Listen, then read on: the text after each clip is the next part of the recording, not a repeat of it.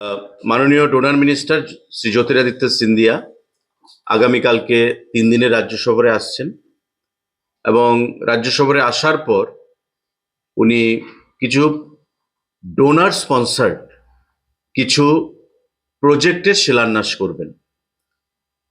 আসার পর মাননীয় মুখ্যমন্ত্রীর সঙ্গে মিটিং করবেন বা মাননীয় মুখ্যমন্ত্রীকে সঙ্গে নিয়ে কয়েকটা জায়গায় ওনার ভিজিট রয়েছে। রবীন্দ্র ভবনে ওনার একটা কর্মসূচি রয়েছে উদ্বোধন।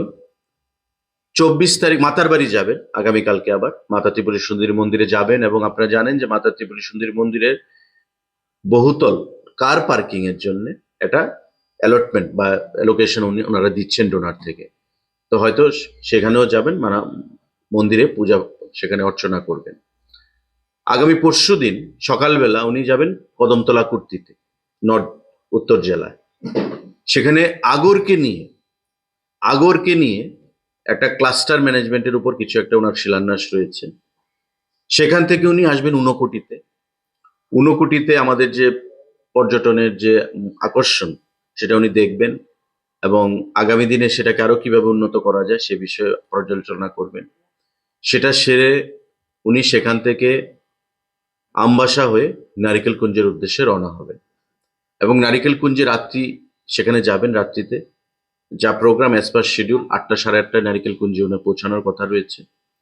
সেখানে আমি পর্যটন মন্ত্রী হিসেবে নারিকেল কুঞ্জে থেকে ওনাকে আমি স্বাগত জানাবো আমার আধিকারিকদেরকে নিয়ে এবং নারিকেল কুঞ্জে উনি রাত্রি যাপন করবেন 24 তারিখ। 25 তারিখ সকালে নারিকেল কুঞ্জে আপনারা জানেন যে ডোনার আমাদেরকে মাতাবাড়ি সার্কিটকে নিয়ে কয়েকশো কোটি টাকার একটা অনুদান তারা দিয়েছেন। এই মাতাবাড়ি সার্কিটকে নিয়ে সেখানে বিভিন্ন প্রজেক্ট কম্পোনেন্ট রয়েছে, তার একটা শিলান্যাস কর্মসূচিতে উনি অংশগ্রহণ করবেন। মাননীয় মুখ্যমন্ত্রীও ভার্চুয়ালি থাকবেন আমাদের সঙ্গে কানেক্টেড আগরতলা থেকে এবং ওনার সঙ্গে আমিও থাকবো। পাশাপাশি ডোনারের আধিকারিকরাও থাকবেন, আমাদের রাজ্য সরকারের আধিকারিকরাও থাকবেন। সেখান থেকে এই অনুষ্ঠানের পর লাঞ্চ সেরে সোজা এয়ারপোর্টে চলে আসবেন, কারণ 4:45 ওনার ফ্লাইট রয়েছে, উনি গুয়াহাটির উদ্দেশ্যে রওনা হবেন। এই প্রোগ্রাম আপাতত কালকে মাননীয় মুখ্যমন্ত্রী পৌরোহিত্যে আমাদের একটা প্রিপারেটরি মিটিং ছিল। যদি মানে সাবজেক্ট টু মানে চেঞ্জ, এটা অ্যাজ পার শিডিউল ডোনার থেকে যেটা এসছে আমি আপনাদেরকে বললাম। যদি পরবর্তী সময়ে কোনো মডিফিকেশন হয় নিশ্চয়ই আপনারা সে বিষয়ে জানবেন। 3 দিন আগামীকালকে আসবেন 23, 24 এবং 25 তারিখ সন্ধ্যাবেলা উনি আগরতলা ত্যাগ করবেন। আমরা ক্রয় করেছি 2,44,303 MT আমাদের সরকার আসার পর থেকে 2,44,303 MT। কৃষকের সংখ্যা যারা বেনিফিটেড হয়েছে 1,25,454 জন। বিরাট সংখ্যা, 1,25,454 জন। টোটাল যে অর্থরাশি কৃষকদের কাছে আমরা দিতে পেরেছি প্যাডি প্রকিউরমেন্টের মাধ্যমে 489,71,71,00,000 টাকা। 489,71,71,00,000 টাকা এখন পর্যন্ত আমরা কৃষকদেরকে দিতে পেরেছি। আর এবারকার এমএসপি হচ্ছে মানে পার কেজি 23.69 টাকা। এটাও টাকা বেড়েছে, এটাও 23 টাকা ছিল, 69 পয়সা আরো বৃদ্ধি পেয়েছে। শুরুতে ছিল আমাদের 17.50 টাকা, দেখুন 17.50 টাকা, আজকে 23.69 টাকা। তো প্রধানমন্ত্রী যেটা বলেন যে কৃষকরা হচ্ছে লক্ষ্মী, অন্নদাতা, কৃষকের আয় দ্বিগুণ করতে হবে, এই যে লক্ষ্যমাত্রা আমাদের রাজ্যে কিন্তু বিগত দিনে ছিল না। শুধু একটাই কথা, কেন্দ্রীয় সরকার তুলছে, ক্রয় করছে না। এবং গত কয়েকদিন আগে অ্যাসেম্বলি সেশনে আপনারা দেখেছেন বিরোধী দলনেতা উনিও বলেছেন যে না, এটা সরকারের উপর দোষ চাপাতে চাইছেন। এবং খাদ্যমন্ত্রী হিসাবে আমি দপ্তরের ডকুমেন্ট দিয়ে এটা প্রমাণিত হয়েছে এবং উনিও সেটা স্বীকার করেছেন যে আগের সরকার তাদেরকে ভুল বুঝিয়ে কৃষক সমাজের মাধ্যমে বা কৃষক যে তাদের সংগঠন কৃষক সভার মাধ্যমে মানুষকে ভুল বোঝাতো, কৃষক সভাকে ভুল বোঝাতো, রাজ্যের কৃষকদেরকে ভুল বোঝাতো। কিন্তু আমাদের সরকার আসার পর ফার্স্ট ক্যাবিনেটে, মাননীয় মন্ত্রী তখন শিক্ষা দপ্তরে ছিলেন, ফার্স্ট ক্যাবিনেটে এই প্যাডি প্রকিউরমেন্ট এবং আমাদের আগরতলা বিমানবন্দরকে মহারাজা বীর বিক্রমের নামে উৎসর্গ করা, এই দুটো গুরুত্বপূর্ণ সিদ্ধান্ত আমরা গ্রহণ করেছিলাম। যতদিন সরকার থাকবে প্যাডি প্রকিউরমেন্ট আমাদের কন্টিনিউ থাকবে। আমরা যে প্রো ফার্মার এটা বুঝেছেন তো, আমরা যদি পারলাম কিনতে, একটা সাধারণ কথা, শুধু আমরাও গভর্নমেন্ট, তারাও গভর্নমেন্টে ছিল, সরকার সরকার, আমাদের সরকার যদি পারচেজ করতে পারে, আগের সরকার 7 বছর আগে কেন পারচেজ করতে পারলো না? এতে বোঝা যায় তাদের, কৃষকদের প্রতি তাদের দরদ কতটুকু ছিল। এডিসি ইলেকশনে যদি হয়, খাদ্যমন্ত্রী আমরা পেডিউ প্রকিউরমেন্ট কিভাবে করব, কত করব, ডিটেলস বলেছে। আমরা এই যে সিদ্ধান্তটা, যেটা মাননীয় মন্ত্রী বললেন যে প্রথম ক্যাবিনেট আমাদের সিদ্ধান্ত হয়েছে, কেন নেওয়া হয়েছে? কৃষকদের আয় যাতে ডাবল বা তার বেশিও হয়, সেই জন্য কিন্তু আমরা এই সিদ্ধান্ত গ্রহণ করেছিলাম। 15-16 ভিত্তি বছরে কৃষকদের আয় ছিল 6,580 টাকা। আজকের দিনে কৃষকদের ধীরে ধীরে এটা বাড়তে বাড়তে 18-19-এ 8,982, 20-21-এ 11,096 এবং সর্বশেষ যে সমীক্ষা 13,590 টাকা কৃষকদের মাসিক আয়। এই সিদ্ধান্তর মূল উদ্দেশ্য হলো একদিকে কৃষকের আয় বৃদ্ধি করা, সাথে সাথে রাজ্যের উৎপাদন বৃদ্ধি করা। একটা রাজ্যের একটু, গতকাল আমরা 15 রাজ্যের মর্যাদা আমরা এই দিনটি আমরা পালন করেছি।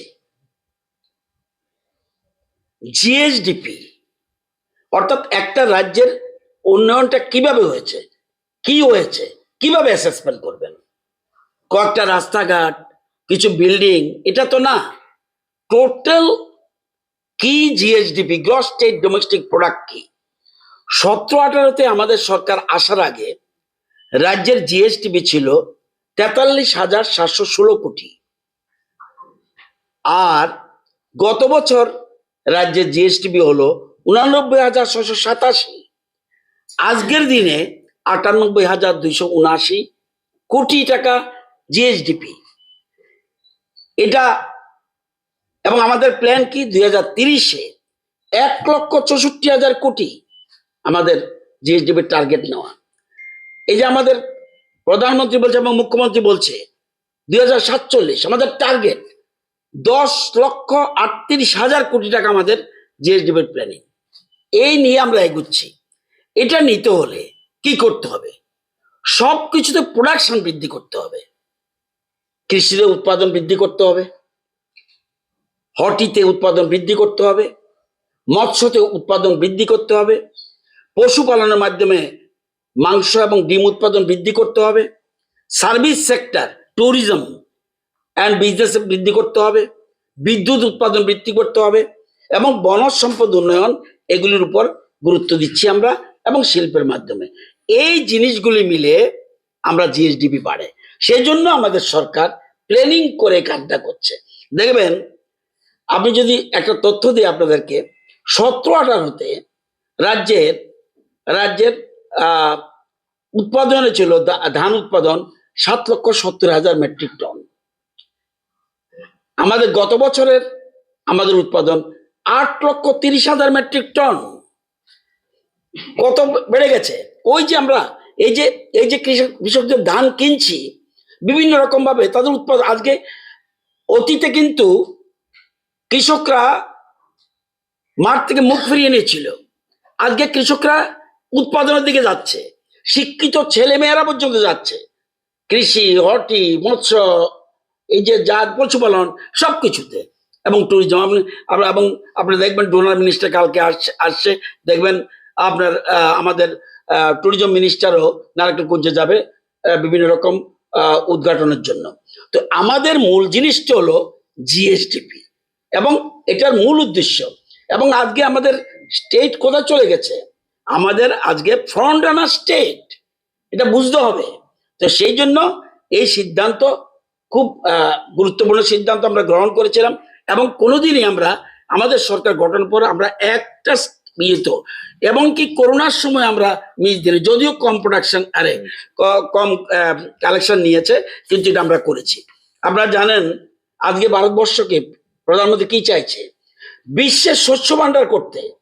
আপনাদের ইনফরমেশনের জন্য বলছি 24-25 crop year India produced about 150.18 million tons of rice, higher than China 145.28 million tons, এবং এবারে আমাদের টার্গেট 151 মিলিয়ন টনস। আজকে বিশ্বের সর্বশ্রেষ্ঠ একদিকে আমরা দুধ উৎপাদনে 1 নম্বর হয়ে গেছে, আগে ছিলাম, এখন ধান উৎপাদন আমরা চলে গেছি 1 নম্বরে বিশ্বে, যদিও রপ্তানি আমরা আগে তাদের থেকে বেশি করতাম, আজকে চায়নার উপরে চলে গেছে।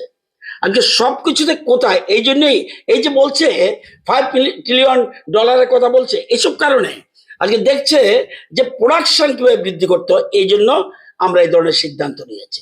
আজকে এই জায়গাটার জন্য মাননীয় কৃষি দপ্তর উৎপাদন করে, খাদ্য দপ্তর পারচেজ করে, এই যে জয়েন্টলি আমরা এগিয়ে নিয়ে যাচ্ছি আমাদের রাজ্যকে।